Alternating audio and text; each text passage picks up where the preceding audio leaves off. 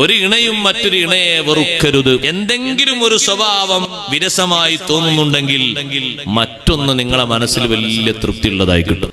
ആ തൃപ്തിയുള്ളത് വേറെ പലതും നല്ലതാണെന്ന് കരുതുന്ന ആൾക്കാർക്ക് ഉണ്ടാകൂല. അപ്പൊ കുടുങ്ങിപ്പോകും. ആ തൃപ്തിയുടെ പിന്നിൽ നിന്നിട്ടാണ് നമ്മളെ ജീവിതം മുന്നോട്ട് നയിക്കേണ്ടത്. അപ്പൊ എന്ത് മനസ്സിലായി? ഏതൊരാണിനെ പെണ്ണിനെ സ്വീകരിച്ചാലും ഈ തല ഉണ്ടാകുന്നു. മനസ്സിലായില്ലേ?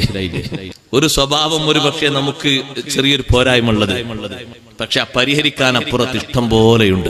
ഇഷ്ടം പോലെ നല്ല സ്വഭാവങ്ങളുണ്ട്. എന്താണ് ഒരു സ്വഭാവം നമുക്ക് കുറവുള്ളത്? ചെയ്യുന്ന പണികളൊക്കെ നല്ല വൃത്തിയാണെങ്കിലും സ്പീഡ് കുറച്ച് കുറവാണ്. സൂക്ഷിച്ചിങ്ങനെ ചെയ്യാൻ.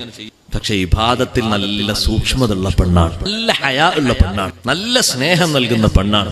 നമുക്ക് വല്ലതും പറ്റിയാൽ സ്നേഹം കൊണ്ട് അപ്പുറത്തിരുന്ന് കണ്ണീർ വാർക്കുന്ന പെണ്ണാണ്. നമ്മൾ മോഹിച്ചത് നമ്മളെ ജീവിതത്തിന്റെയും ശരീരത്തിന്റെയും സുഖത്തിന്റെയും ഒരു മാറ്റർ മാത്രമാണെങ്കിൽ അങ്ങനെയുള്ള ഒന്നിനെ കിട്ടിയാൽ ഈ സന്തോഷങ്ങളൊന്നും ഒരുപക്ഷെ അതിൽ നിന്ന് കണ്ടില്ലെന്ന് വരും. നമ്മളെ വിചാരത്തിന്റെ ശമനങ്ങൾക്ക് വേണ്ടി നല്ല സൗന്ദര്യമുള്ളതിനെ സെലക്ട് ചെയ്ത് നമ്മൾ കൊണ്ടുവരിക. അത് ആശിച്ചുകൊണ്ട് ഈ സ്വഭാവങ്ങളുള്ളതിനൊക്കെ നമ്മളങ്ങ് മാറ്റി നിർത്തിയപ്പോ തിരിച്ചു കൊണ്ടുവന്നത് നിന്റെ വികാരശമനത്തിനൊക്കെ മുന്തിയതാണ്. പക്ഷേ നിസ്കരിക്കാനുള്ള മടിയുണ്ടല്ലോ, നോമ്പ് നോൽക്കാനുള്ള മടിയുണ്ടല്ലോ.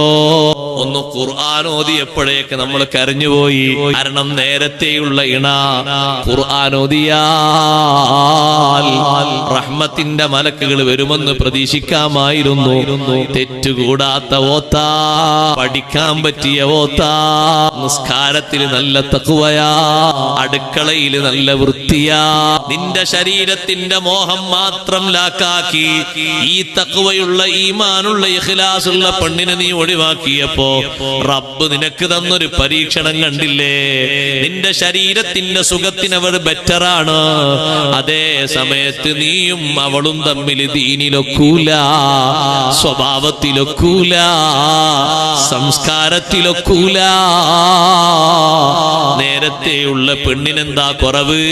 പണിക്ക് കുറച്ച് സ്പീഡ് കുറവായിരുന്നു, എന്നാൽ എല്ലാം നിർവഹിച്ചു തരുന്നുണ്ട്. നിന്റെ വിചാരങ്ങളൊക്കെ ക്ഷമിക്കുന്നുണ്ട്, മക്കളെയും നല്ലോണം തർബിയത്ത് ചെയ്യുന്നുണ്ട്. പക്ഷേ വീട്ടു ജോലി എടുക്കുന്നത് കുറച്ച് സാവകാശമേ ചെയ്യൂ. അതൊരു സൂക്ഷ്മത കൊണ്ടും വൃത്തി കൊണ്ടും അങ്ങനെ ചെയ്തു വരികയാണ്. രണ്ടാമതായതിന്റെ പേരിൽ നീ അവനെ ഒഴിവാക്കി, ആ പെണ്ണിനെ വേണ്ടാന്ന് വെച്ചു. നിനക്ക് സുഖങ്ങളും മറ്റൊക്കെ കുറവാന്ന് പറഞ്ഞു. നാട്ടുകാരൊക്കെ നിന്നെ എതിർത്തപ്പോഴും നീ അവരെ ഭാഷയൊന്നും ശ്രദ്ധിച്ചില്ല. എന്നിട്ട് നീ നോക്കി തേടി പിടിച്ചു കൊണ്ടുവന്നതോ നിസ്കാരം, അതിന് ശീലമില്ല. ഒന്ന് പറഞ്ഞാലോ, നിങ്ങളെ ഖബറിലേക്ക് നിങ്ങളാണ്, എന്റെ ഖബറിലേക്ക് ഞാനാണ്. നിങ്ങൾക്ക് വേണ്ടിയുള്ള ഡ്യൂട്ടിയൊക്കെ ഞാൻ നിർവഹിച്ചു തരുന്നില്ലേ?